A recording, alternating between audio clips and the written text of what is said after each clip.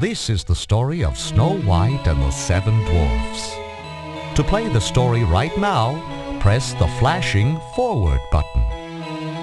You can move through the story by using the forward and back buttons.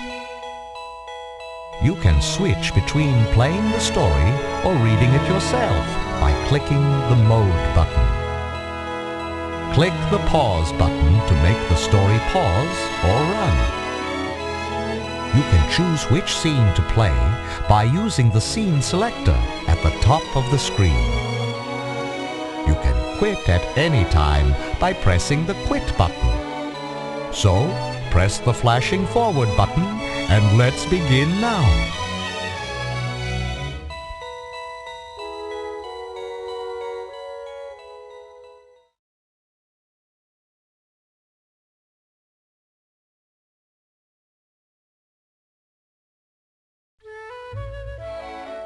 Once upon a time, there lived a lovely little princess named Snow White. Her vain and wicked stepmother, the Queen, feared that one day Snow White's beauty would surpass her own. So she dressed the little princess in rags and forced her to work as a servant in the castle.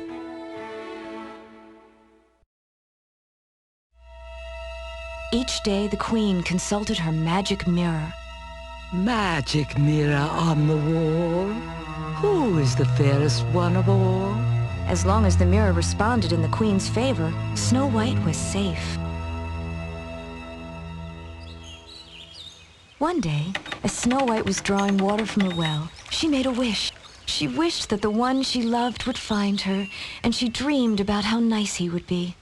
As she gazed into the wishing well, she saw another face reflected in the water. It belonged to a handsome prince. Hello. Did I frighten you? Please don't run away. But the startled princess had fled to her balcony, where she could watch him from afar.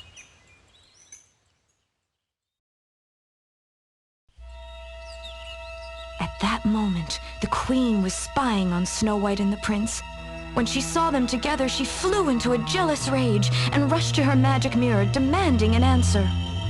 Famed is thy beauty, Majesty, but hold, a lovely maid I see. Rags cannot hide her gentle grace. She is more fair than thee. Alas for her, reveal her name.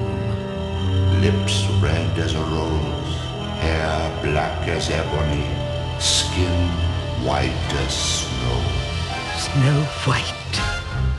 Furious, the Queen sent for her huntsman. Take Snow White far into the forest.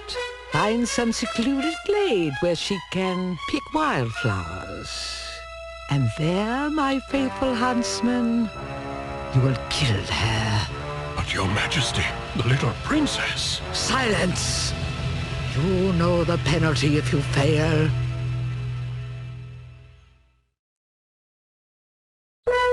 Knowing that he dare not disobey the Queen, the huntsman led Snow White into the forest.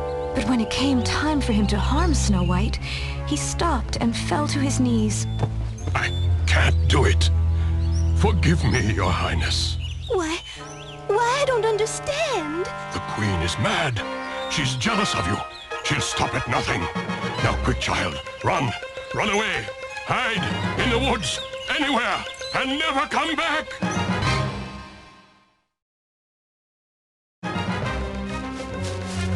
Frightened and alone, Snow White ran into the forest.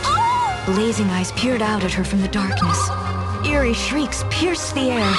The branches of trees grabbed at her. Finally, she could run no farther and collapsed to the ground, sobbing. When Snow White looked up, she saw several forest animals gathered around her. Hello. Do you know where I can stay? Maybe in the woods somewhere? Snow White followed the animals to a charming little cottage in the woods. She knocked on the door, but no one answered, so she went inside. Oh, it's adorable! Just like a doll's house. What a cute little chair. Why, there's 7 little chairs. There must be 7 little children. And by the looks of this table, 7 untidy children. I know! I'll clean house house and surprise them. Then maybe they'll let me stay. With the help of her animal friends, Snow White cleaned the cottage in no time. Then she decided to check upstairs. What adorable little beds. And look, they have names carved on them. Doc, Happy, Sneezy, Dopey. What funny names for children. And there's Grumpy, Bashful, and Sleepy. I'm a little sleepy myself. Snow White lay down across 3 of the tiny beds and fell asleep. Just then, the owners of the cottage came marching home. They weren't children at all, but 7 dwarves who worked all day in their diamond mine. As they came into the clearing, the one named Doc made everyone halt. He peered through his glasses. Look! Our house! The light's lit. Doors open, chimney smoking. Something's in there. The dwarves peeked inside the cottage. Doc gasped. Why, the whole place is clean. Grumpy, true to his name, crossed his arms and glared. Mark my words, there's trouble a-brewing. I felt it coming on all day.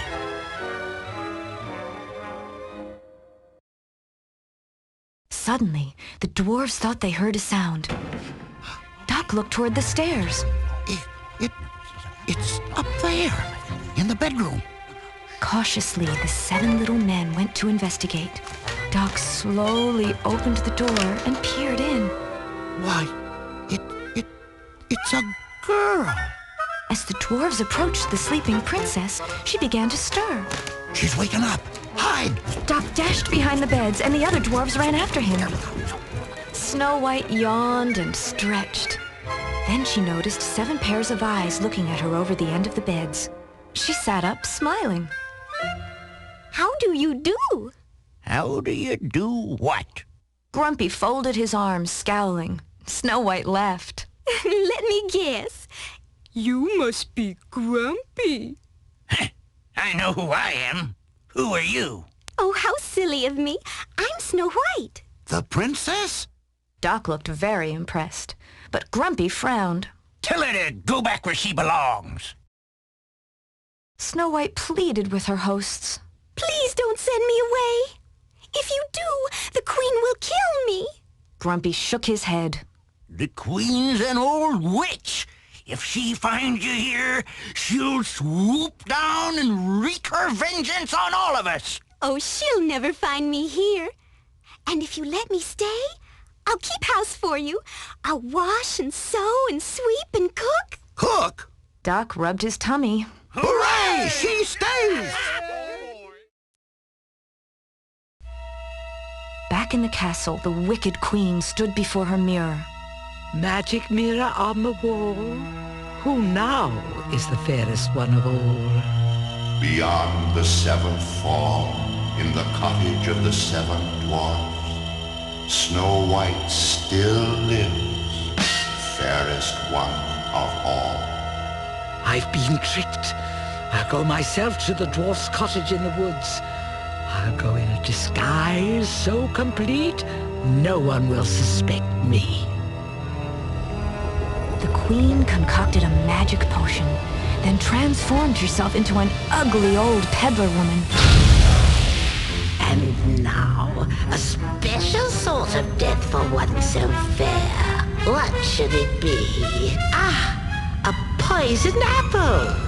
One taste and Snow White's eyes will close forever, only to be revived by love's first kiss. No fear of that. The dwarfs will think she's dead. Back at the cottage, Snow White was saying goodbye to the dwarves as they set off for work.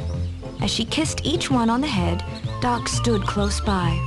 Now don't forget, my dear, the old queen's a sly one, full of witchcraft, so beware. Then Grumpy frowned. Now I'm warning you. Don't let nobody or nothing in the house. Snow White smiled at him. Why, Grumpy, you do care.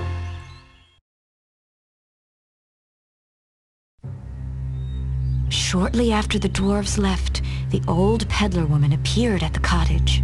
All alone, my pet? Snow White nodded as the old woman sniffed the air. Making pies? Yes, gooseberry pies. Ah, it's apple pies that make the menfolk's mouths water. Pies made with apples, like these. She lifted a shiny red apple from her basket. Like to try one, dearie? Go on, have a bite. Sensing that Snow White was in danger, several birds swooped down on the woman, knocking the apple out of her hand.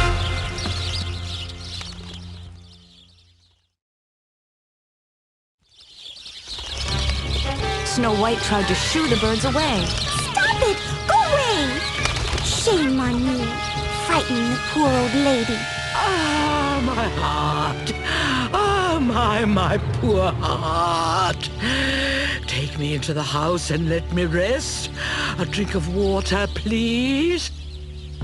Unable to make Snow White understand, the birds and animals raced to alert the dwarves. At the mine, they pulled and tugged at the confused little men. Grumpy growled. What ails these crazy critters?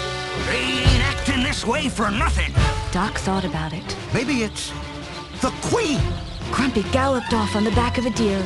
Snow White's in danger! We've got to save her!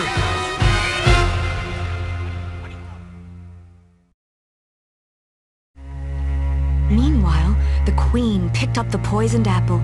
Because you've been so good to poor old Granny, I'll share a secret with you. This is no ordinary apple. It's a magic wishing apple. A wishing apple? Really? Yes. One bite and all your dreams will come true.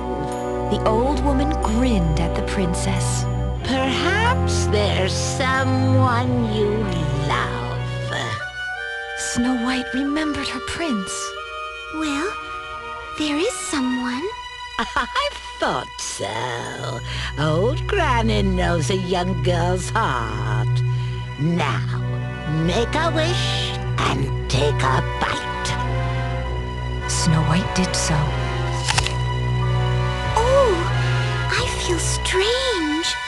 A moment later, she fell to the ground.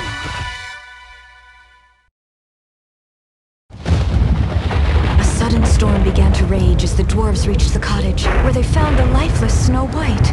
Through the rain, Grumpy spotted the old hag disappearing into the forest. There she goes, men! After her! The dwarves chased the queen up a steep cliff. You little fools! I'll crush your bones! She tried desperately to pry a boulder loose to crush them. Suddenly, a bolt of lightning shattered the ledge, sending the wicked queen into the valley below.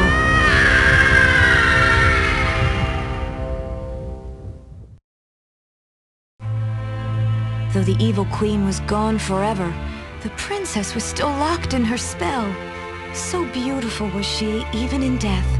The dwarves could not find it in their hearts to bury her. Doc brushed away a tear. Let's make her a coffin out of glass and gold. That way, we can still see her and keep constant watch by her side.